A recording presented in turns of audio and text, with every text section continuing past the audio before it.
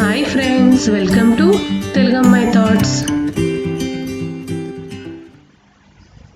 ఈరోజు నేను మీకు పానీపూరి, దహి పూరి, ఇలా మసాలా పూరి, కట్లెట్స్ ఇలాంటి ఎన్నో రెసిపీస్లో వాడుకునే స్వీట్ చట్నీ అండి, అదే కట్టా మీఠా చట్నీ ఎలా తయారు చేసుకోవాలో చేసి చూపిస్తున్నాను.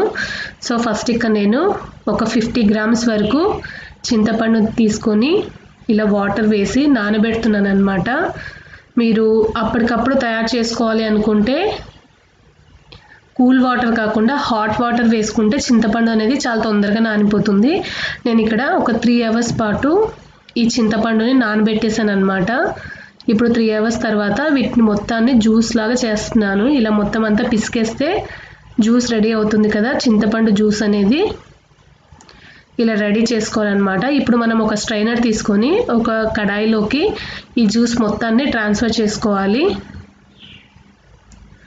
ఇలా చేయడం వల్ల దానిలో ఉండే పీసెస్ అదంతా కూడా పక్కకు వచ్చేస్తుంది కదా. ఇలా చేసుకుంటే నీట్గా వస్తుందన్నమాట మన కట్టా మీఠా చట్నీ అనేది. సో ఇలా మొత్తం అంతా కూడా జ్యూస్ని తీసుకోవాలి, చింతపండు జ్యూస్ని. సో మనం ఈ స్వీట్ చట్నీతో చాలా రెసిపీస్ చేసుకుంటాం కదండి. దహి పూరి, మసాలా పూరి, ఇంకా కట్లెట్స్ ఇలాంటి ఎన్నో వాటికి మనం ఇంట్లో ఈజీగా ప్రిపేర్ చేసేసుకోవచ్చు అనమాట. పానీపూరిలోకి చాలా బాగుంటుంది, చాలా సింపుల్గా చేసేసుకోవచ్చు. ఇప్పుడు ఇలా ఈ చింతపండు గుజ్జు మొత్తాన్ని ఇలా తీసుకున్న తర్వాత ఈ చింతపండుని మనం కావాలి అంటే రసంలోకి కూడా యూస్ చేసుకోవచ్చండి. ఎందుకంటే మనం జస్ట్ ఒక్కసారి మాత్రమే తీసుకున్నాం కాబట్టి జ్యూస్ అనేది. పానీపూరి చేయాలి అనుకుంటే ఆ చింతపండుతో మనం చింతపండు జ్యూస్ని రెడీ చేసుకోవచ్చు అనమాట. సో ఇలా మొత్తం అంతా కూడా జ్యూస్ తీసుకున్న తర్వాత స్టవ్ వెలిగించేసేసి దీన్ని మనం బాయిల్ చేసుకోవాలి. ఇప్పుడు ఈ జ్యూస్ మొత్తం చిక్కబడేంత వరకు బాయిల్ చేసుకుంటూ ఉండాలి. చూస్తున్నారు కదా, జ్యూస్ మొత్తం కూడా కొద్దిగా దగ్గర పడింది. ఇప్పుడు మనం ఇందులోకి బెల్లం యాడ్ చేస్తున్నాను. మీరు తురిమిన బెల్లమైనా వేసుకోవచ్చు. నేను టైం లేక మీకు వీడియో షూట్కి నేను పెద్ద సైజెస్ బెల్లం వేస్తున్నాను అనమాట.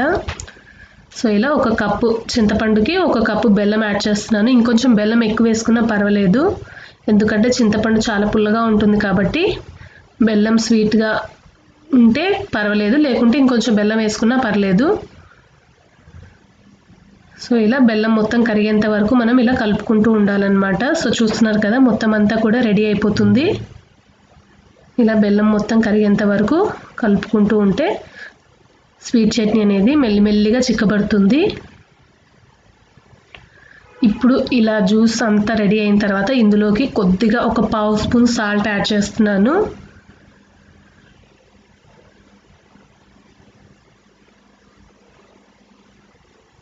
అండ్ దీంట్లోకి ఒక 1/2 స్పూన్ కారం,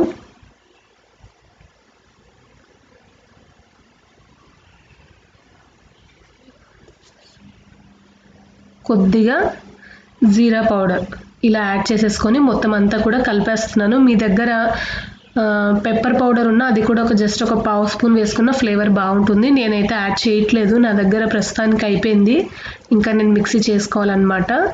సో అందుకే నేను ఈ మూడింటినే వేస్తున్నాను అనమాట. ఇలా మొత్తం అంతా కూడా వేసేసుకొని ఒకసారి కలిపేసుకుంటే మొత్తం అంతా కలిపేసుకొని స్టవ్ ఆఫ్ చేసుకోవాలన్నమాట. చూస్తున్నారు కదా, మొత్తం అంతా దగ్గర పడిపోయింది. ఇలా స్టోర్ చేసి మనం ఒక 8 కంటైనర్లో పెట్టుకొని ఫ్రిడ్జ్లో స్టోర్ చేసుకుంటే ఒక 15 డేస్ పాటు మనం ఎప్పుడు కావాలంటే అప్పుడు రెసిపీస్ని తయారు చేసుకోవచ్చు అనమాట.